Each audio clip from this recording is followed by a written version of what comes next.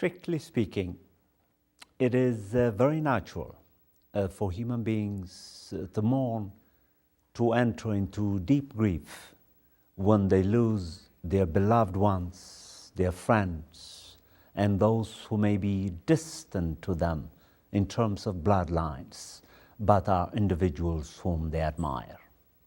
The death of Nelson Mandela, a giant of our times, of course, provokes a particular kind of sadness, a particular kind of tragedy, because he was both an extraordinary human being on the one hand, but also, like all of us, a mortal, consistent with an ancient Egyptian insight. Strictly speaking, when human beings die, it's only the body that vanishes. The soul, the great Egyptians taught us, and the Greeks who came after them, made it the centerpiece of their philosophical culture. Their soul lives on in our memories, in our remembrances, in our everyday lives. And so is the life of Nelson Mandela. By way of remembering Nelson Mandela, who for me is a symbol of courage, brilliance, principles, and when necessary, tactical accommodations of what must be done, has been remembered recently by Lewis Gordon, a regular contributor to African Ascent, in a commentary that he wrote very recently.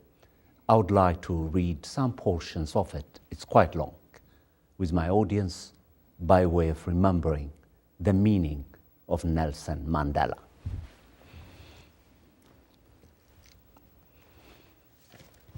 Lewis Gordon writes,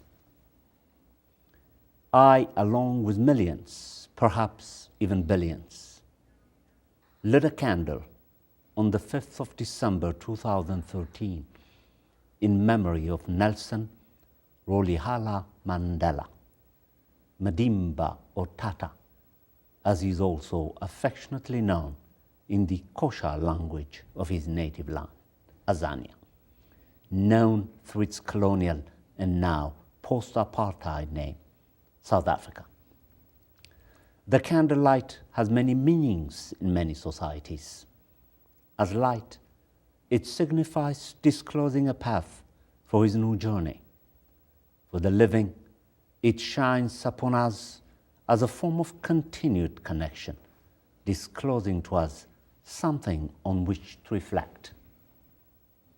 And for the deeply religious, as something that must be left to its own course, it reminds us, as in the mourner's Kaddish of Judaism, that all is ultimately left in God's hands. Mandela appropriately died as he had lived. His life was a paradox of peace and violence, fighting hate through courage and love.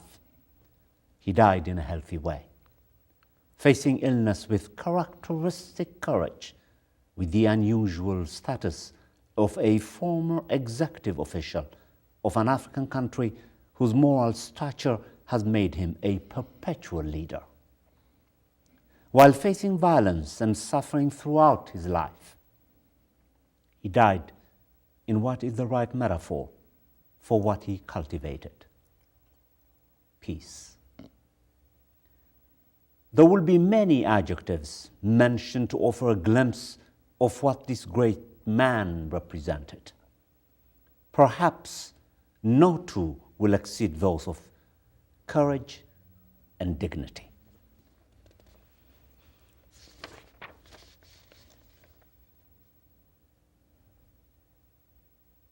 Mandela's wisdom was to serve one term as president of South Africa. The political philosophical reason was classically Fanonian, aware of the Moses problem, where those who led the way to the promised land are also those most capable of endangering it. He decided to set by example an alternative path from what happened in many other post-colonial states, where, after getting rid of the colonizers, the liberators became the biggest obstacles to genuine freedom. What a tribute. What a way of remembering Mandela. And now, tonight, African Ascent, for the first time, brings a guest along with Victor Wallace, who is a frequent contributor to African Ascent, to discuss some important matters of our time. My guest, Mr. Suren Moodliar, what a beautiful last name, is also a South African, I believe. The official task is that of the coordination, with the title, Coordinator of Global Action, where he specializes in something extraordinary he was sharing with me. He studies the color of water as a metaphor that measures inequalities among human beings. What a task. In addition, I am privy to a challenging commentary that Suren wrote by accident on Nelson Mandela at the same time that Lewis Gordon produced his. I read both. Both capture the conflicting nature of the meaning of Mandela.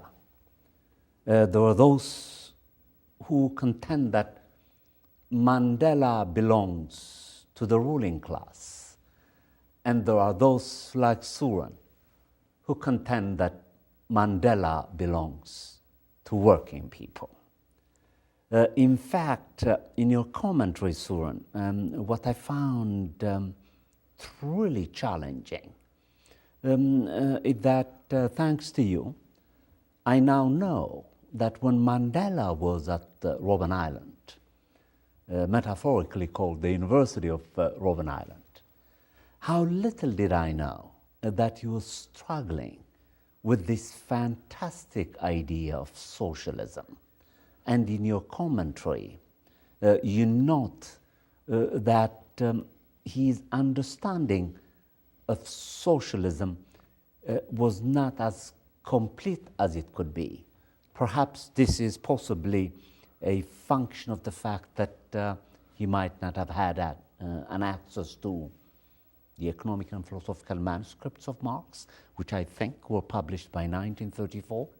Certainly Das Kapital, which has been out since 1867, and many other first-rate Marxist writings.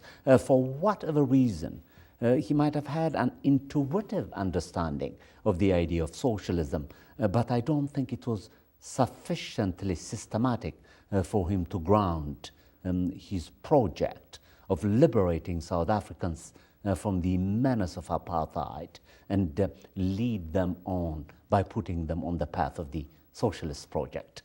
I would like you to elaborate on that. Okay. Your comment does the work already, so I just want to share the analysis with the public, if you don't mind.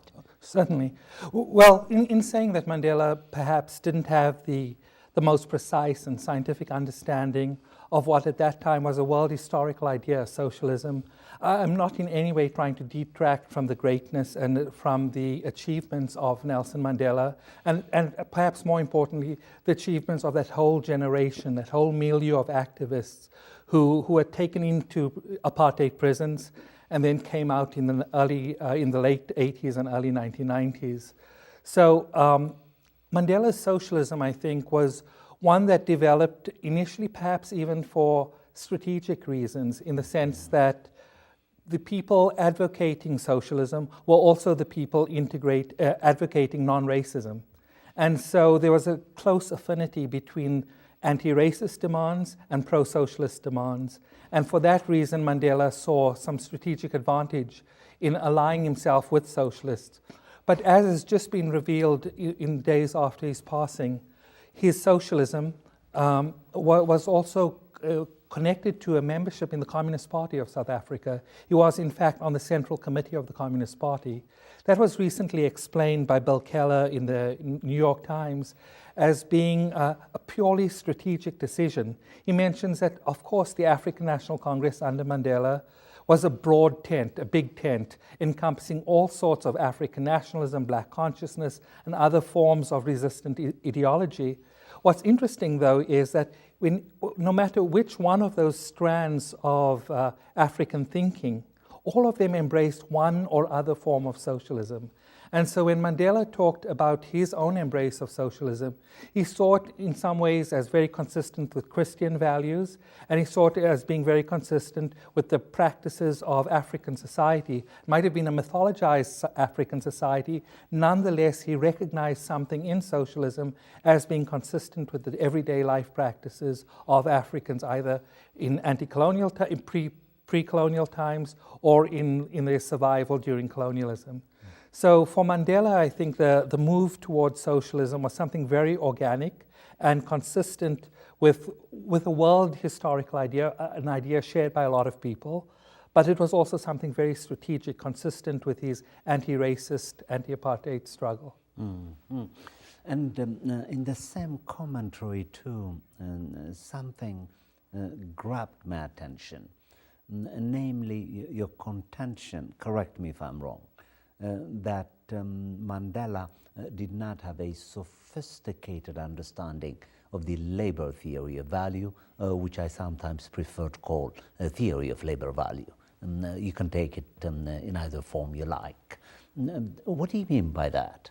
Okay, well, for one thing, there's not much to go on, right? There are no real writings by Mandela addressing this topic. It is mentioned in 2 places in his Long Walk to Freedom, his autobiography, and there he's just recounting a lesson that he gave to people within the Robben Island University, right? So he's recounting this lesson, and he provides an exposition of the labor theory of value, and it's not quite it is not quite the same as, say, Marx's account or very standard Marxist accounts of the labor theory of value.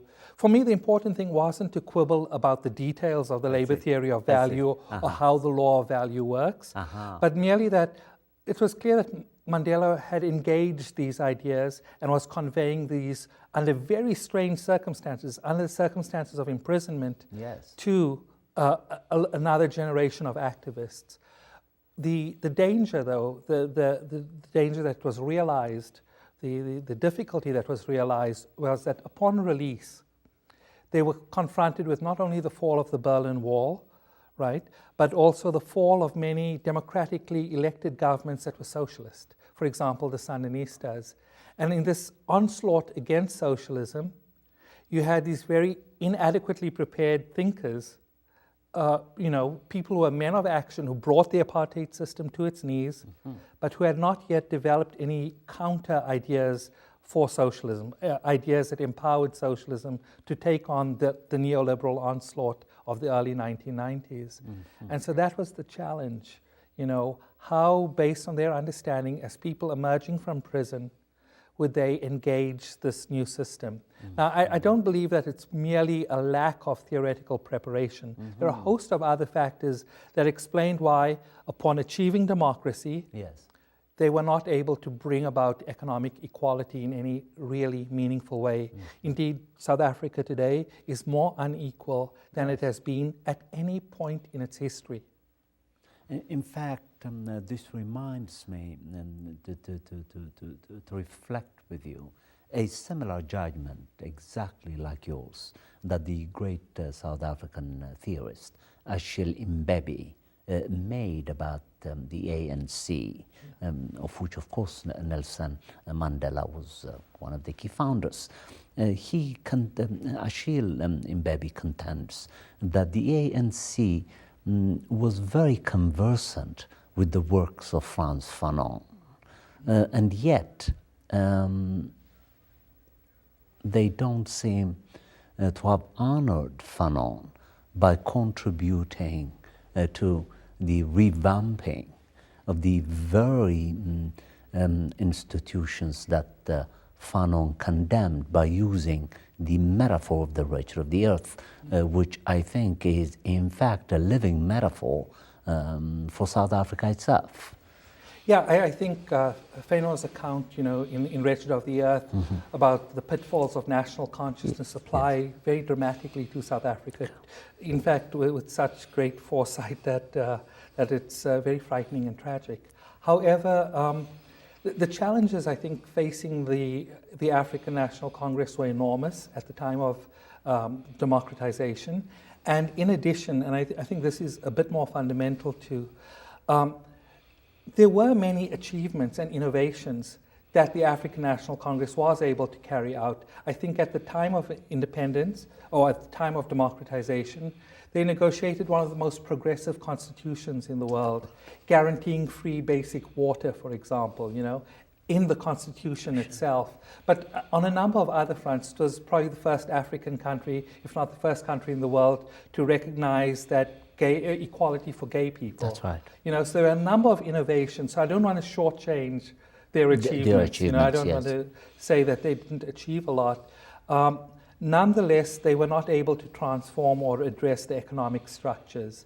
Instead, they added black faces to white power in the economic sphere. And in doing so, they created a class or a layer of African capitalists who are both dependent on the state as well as on white capital for their power and their status. And as such, real economic transformation does not take place, leaving those tasks to perhaps some future version of the African National Congress or any one of a number or combination of a number of currently existing South African formations. There's a Workers' and Socialists Party. There's also a new group called the Economic Freedom Fighters, and there's a Democratic Socialist movement. So South Africa is bubbling with change, and I think that one of the big contests then will be on the legacy of Mandela.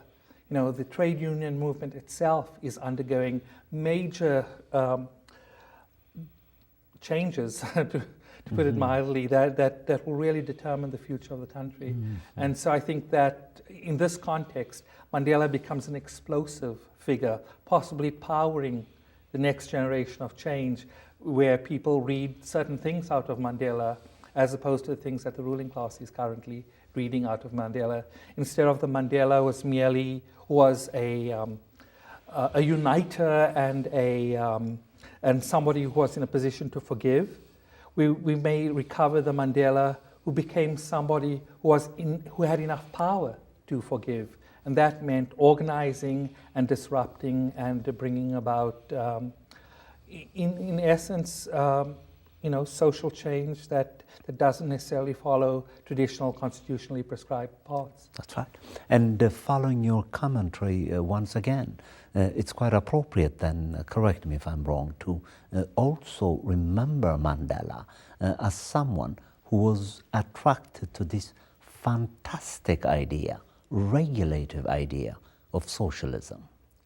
Yeah, I think that's the Mandela who's available to this new generation, the generation sort of the so-called born-free generation, people born after 1994's elections. And I think that this could be a guiding ideology, or at least a set of ideas for the rest of the population to engage with.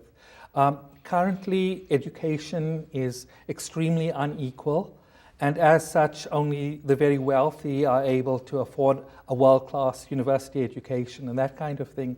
But I think that alternatives will emerge from below that will take up these ideas of socialism and be able to engage in a dialogue with the new black elite, as well as with the actual people who rule the world, namely the 1%, the World Bank, the IMF and other institutions like that. Again, Achille Mbebe informed me that in South Africa and beyond South Africa, there seems to be a revived interest, for example, in reading Fanon, which may also include a revived interest in reading Mandela, following commentaries such as yours in a radical way. Yeah, and I think, obviously Fanon makes it easy to read Fainor in a radical way. But I think that once we cut through a lot of the hagiography right now around Mandela, we'll find that it's also very easy to read Mandela in a very radical way as a person who finds that the laws of the time were inadequate and in fact a problem, and decides to act outside the law or within the law to change those laws. And that reading is not only very possible and intuitive when you look at Mandela, but it's also very true. Okay.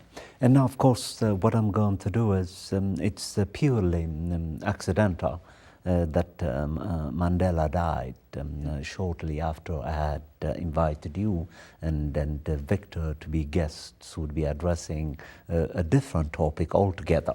But thanks to your commentary, I somehow managed to see a consistency between the flaws that you've appropriately located in Mandela in a nice way, and the hagiography, to use a better term, that Lewis Gordon's commentary borders on.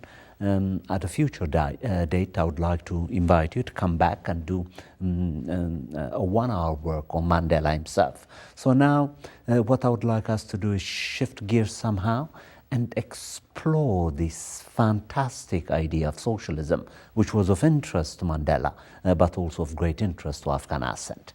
Now, how about socialism? There are those, Suren, who contend that the very idea of socialism itself is antithetical to the biological nature of human beings, that human beings are not constituted to accommodate the idea of socialism. You know, once people start talking about what we are biologically capable of doing, I cringe. I cringe because I know that human societies have been organized in so many radically different ways over time. And as such, our biology, it seems, accommodates itself to many different kinds of social arrangements. But that's the thing to focus on, the social arrangements, and then we can ask questions about the biology, given that we've had so many social arrangements that have existed for long and stable periods of time that it seems like our biology affords us the choice of social arrangements. Specifically, you know, I think one thing to look at is the fact that we are not really organized in any random sort of way. Societies are organized. They are organized in ways that distribute power in very predictable ways. And so the kinds of things we see happening in society are not accidents, but really a consequence of the way we are organized. I think socialism will want to make a claim that it is better at arriving at outcomes that we in modern society would like to achieve. But it wants to say something that we are organized in a particular way right now, and that way is in a capitalist way. And when we're saying that it's organized in a capitalist way, we're recognizing that power is distributed primarily, and if not only, to the people who make investment decisions.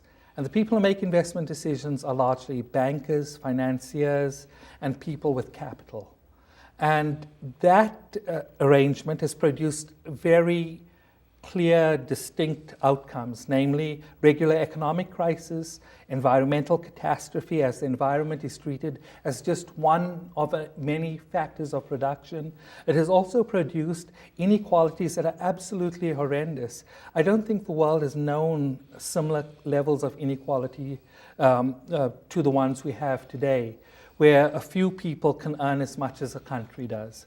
And so, given that we have this inequality in power, these unequal relations, and we have very negative outcomes to the point where the very existence of a human race on the planet is called into question as a result of global warming based on a carbon economy that is in turn based on private individuals who refuse to let go of the carbon addiction. Given that we've reached this point of planetary catastrophe, I think we have to consider alternative arrangements. And I think that it's not merely an academic discussion. All over the world right now, people are challenging the system. In fact, vast majorities of them are challenging the system.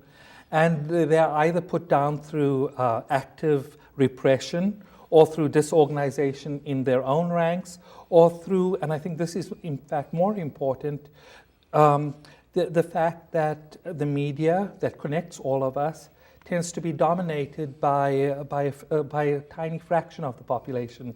I read a number that the actual people who make media decisions constitute less than 1/10,000% of the world population. Mm-hmm. And so given this inequality, I think that a full discussion of socialism never really emerges. So against this ugly image of capitalism, which fosters wars, which fosters racism, fosters inequality, and a host of other really negative things, I think socialism presents itself and is presented again and again by people struggling from below. And what it is seeking then is a more democratic way of making the major economic decisions that impact our lives. More local control, more equitable distribution across regions and across countries, and also within countries. So I think that it's always in this context of responding to one way of organizing society with the vision of another way of organizing society. And socialism has constantly been presented as that other way. I could say a few more things about it, but I'd like to respond, more directly to the biological question, right? Yes. It seems fairly clear that large numbers of people currently, even in capitalist societies, organize themselves in socialistic ways, right?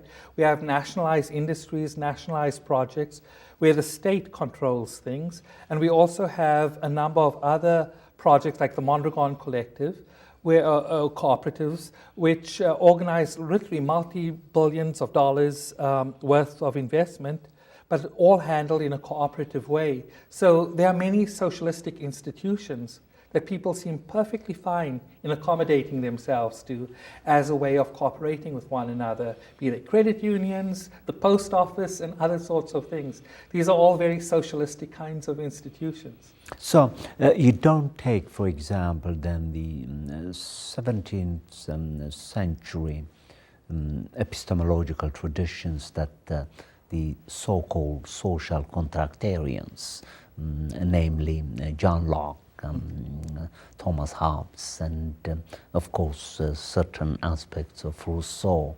minus Rousseau in fact, took, namely that when you look at human beings, when you study their internal structures, it appears as if their fundamental genetic tendencies incline them towards being selfish, greedy, self-interested, not willing to care for others, uncompassionate, and so on, with the exception of Rousseau, who singularly disagreed with both John Locke and Thomas Hobbes by arguing in a manner similar to your perspective that in fact human beings are social, compassionate, affectionate, and kind.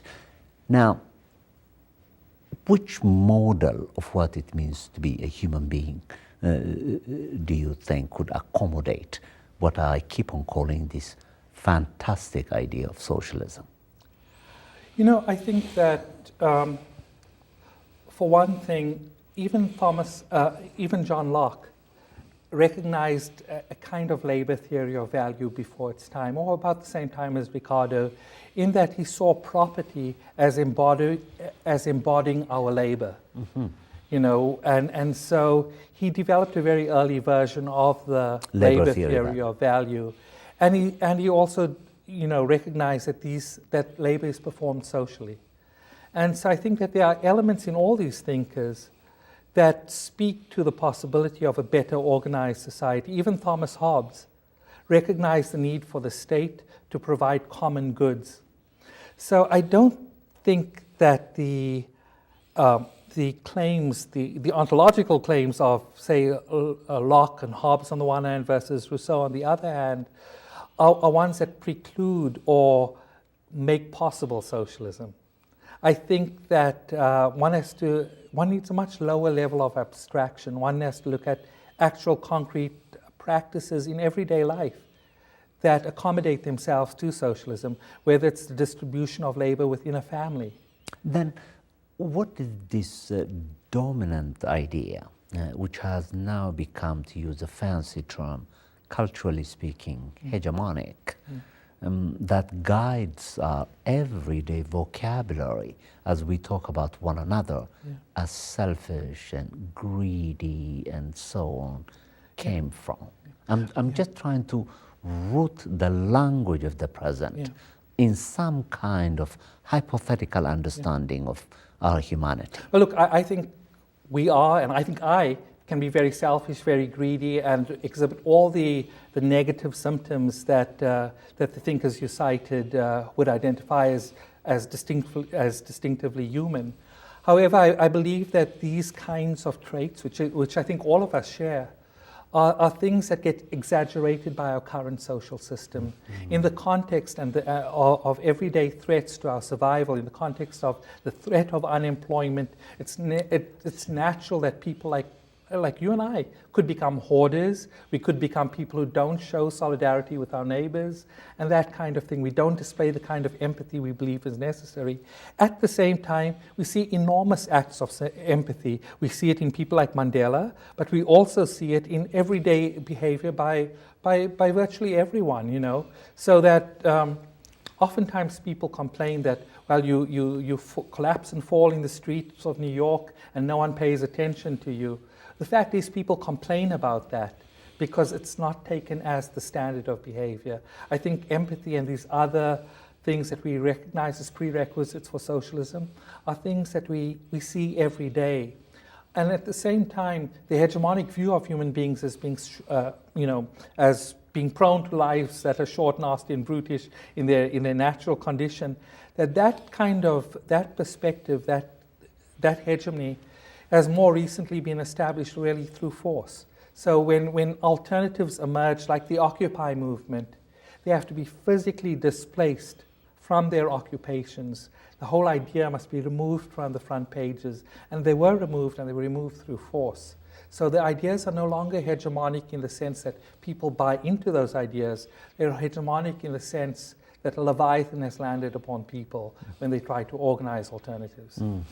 Which leads me then to broach the following topic, which I know is also quite dear to your heart. Namely, what role does force, power, violence, the three are not necessarily the same. They signify three different practices.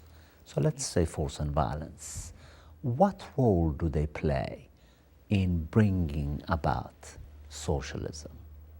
Is socialism, this fantastic idea, something that could be realized when human beings become increasingly reasonable and will be inclined to choose it when they contrast it with its direct opposite, namely capitalism, as more beneficial to them and to all those others whom they care for, which you contend are manifest in certain kindnesses and generosities that we see in human beings, from which you draw the challenging conclusion that given these practices, then it will have to follow that human beings embrace some facets of it, contrary to what we are continuously told, that we are naturally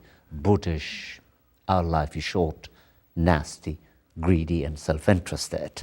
Now, how are we going to help human beings to realize this, for lack of a better term, repressed capacities, repressed potentialities that even Adam Smith, who otherwise with the level of the market, locates in his moral philosophy, in his moral work, and tries to motivate these inclinations in human beings to theorize about founding an alternative society, for lack of a better term, perhaps a more humane capitalism, which incidentally, I learned from your commentary, even Nelson Mandela at a certain point entertained by dubbing it as African capitalism. But that's a different matter. You see, I've learned a lot from that commentary.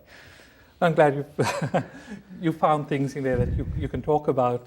I doubt you learnt about it then. However, I just get to the basic question, what role for force in the transition from what we have now to something we'd like to call socialism? I think that that there isn't going to be a single answer to this question. And that's unfortunate. I think that if there were literally millions of conversations like the kind you and I are having right now, then it might be possible to establish some sort of field and conversation in which we can rationally move to better forms of social organization. Unfortunately, there are things that distort the conversation, that impose themselves from outside, just as the state did when it evicted the Occupy people from Zuccotti Park, from Boston's occupation and other places throughout the country. And so this is something to take into account, the fact that any kind of transition to socialism may have very gradual beginnings in the form of expanding socially conscious kinds of institutions like credit unions, cooperatives, and these kinds of things. But ultimately, it's going to confront the power of those who would have to lose power in order for socialism to exist. At that point, if they're all going to be very enlightened capitalists who recognize that they've ruled long enough and that they can do better by joining with their fellow humanity, I think we could have a nice, peaceful transition to socialism or socialist-like institutions. But I don't think there's any necessity for either peaceful or a violent kind of transition to the next system. And as we know from the transition to capitalism, in some countries it was an extremely violent, explosive affair. In other countries, there's still a lot of violence, but it tended to happen over centuries, and it happened relatively peacefully compared to the more violent encounters. And I think so it will be with any kind of evolution away from what we have today. I would also want to say one other thing.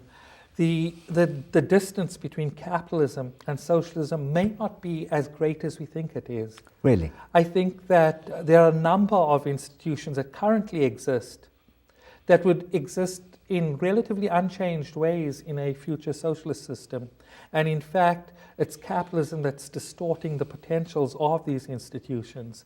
So we have all sorts of bodies. For example, if you want to, modify your house or something like that, you have to consult with your neighbors, you have to get permission from the city and these kinds of things. These are not capitalist institutions. These are institutions that came about in capitalism as people tried to civilize capitalism. And so they've created something else that doesn't operate on the logic of the market, but on the logic of consultation and on the logic of dialogue. And so I think that there are already existing institutions that we can build on as we transform ourselves from this society to something better. There are other societies, for example, Norway, where the state plays an enormous role in the economy. It's still considered capitalist, even though the state plays a bigger role in the economy than do the capitalist sectors. The major energy supplier in Norway is owned by the state. I see. Well, I'm sure you're familiar with this argument. The theorist like yourself, Istvan Medros, recently gave a should I say tantalizing interview on socialism, in which he argues that socialism could come into being only by extra parliamentarian means, and in that it is illusory, he argued, to think that socialism could come into being by peaceful means. Whereas if I understand it correctly, it appears that perhaps relative to the American situation, about which we'll reflect shortly, you seem to think that the seeds of the possibilities of a socialist comportment, frame of mind, are already evident in our very practices in the US. They are so evident, if I understand it correctly, that capitalism and its cohorts make sincere efforts to distort it by contending otherwise, irrespective of human tendencies themselves that seem to get inclined towards embracing the idea of socialism. So if Meseros is right, if socialism could come into being only outside of the parliamentarian tradition, could we also say that the same is true about the prospects of socialism coming into being outside of the American electoral process? Or do you envision the possibility of Americans, when they think reasonably, when they deliberate reasonably, might in fact vote socialism in? I think that within the United States, there are possibilities here and there of successful socialist electoral campaigns. Okay. And we've seen some examples recently where a socialist was elected to the city council in Seattle. And what was so impressive about that particular victory was that it wasn't against some sort of Tea Party Republican, but in fact against a very liberal Democrat, very environmentally aware liberal Democrat. So I think that there may be instances like that. I think that there are, though, real structural problems to socialists taking a purely electoral path. A non-electoral path, or a path that involves elections and things outside of elections, need not involve violence. Social movements themselves that don't compete for electoral office but disrupt the functioning of the system through non-violence and other kinds of passive resistance tactics may all contribute to changing the national conversation so that no matter who is elected, they are responding to things in a non-socialistic kind of way. Mm-hmm. I mean, a non-capitalist kind of way, promoting, in fact, socialist outcomes. And so with the economic crisis, for example, you found that the state was prepared to intervene in ways that don't fit the prescriptions of market capitalism. Now, they did it to benefit the capitalists rather than to benefit working people, but I don't see any inherent reason why it cannot be done as a result of social movements like Occupy Wall Street that will change the national conversation, resulting in all politicians addressing their concerns in one way or another. Mm-hmm. Do you consider, for example, contra Cornel West and Smiley, that Obama is or should I say, has socialist tendencies? I really sort of go back and forth on the question as to whether Obama is in any way progressive, let alone socialist. But you know, the elements of my personal sort of evaluation of Obama are almost obviously irrelevant to the larger national conversation. Nonetheless, yes. I do think that when Occupy Wall Street emerged, they rescued Obama by changing the national conversation to focus on inequality. And by changing the national agenda, it meant that Obama could prevail over his Mitt Romney, his opponent. Similarly, I think that Obama could be pulled in other directions if there are social movements in the streets demanding something else. And in that sense, it's almost irrelevant what Obama thinks or whether or not he's a socialist. If you look at Richard Nixon, he introduced some of the most progressive environmental legislation, not because the president from Sacramento, California, was in any way an environmentalist, but because there was a powerful environmental movement on the ground. Similarly, looking at the opposite example, one of the largest military buildups in U.S. history was carried out under Jimmy Carter, under pressure from the military-industrial establishments. And so I think that the personal inclinations of the presidents are less important than the social movements that emerge from below, or in this case, from above, in the case of Jimmy Carter. How about the most recent tendency that we're beginning to see, this national conversation about income? You know, it's really hard to see. I'm glad that the conversation is taking place, That and it's a consequence of the Occupy Wall Street movement.